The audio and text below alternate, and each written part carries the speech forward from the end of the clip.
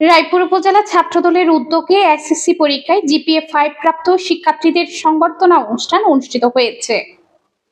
বুধবার ২৬ আগস্ট দুপুরে রায়পুর উপজেলা মিলনায়তনে এই সংবর্ধনা অনুষ্ঠানের আয়োজন করা হয়।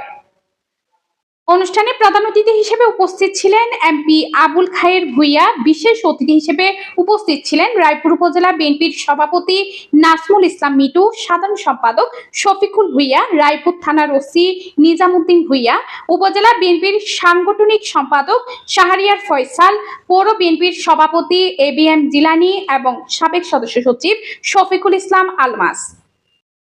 অনুষ্ঠানে সভাপতিত্ব করেন রায়পুর উপজেলা ছাত্রদলের আহ্বায়ক মাহফুজুর রহমান হৃদয়।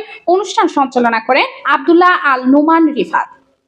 সংবর্ধনা অনুষ্ঠানে জিপিএ-5 প্রাপ্ত শিক্ষার্থীদের ফুলেল শুভেচ্ছা ও সম্মাননা প্রদান করা হয়।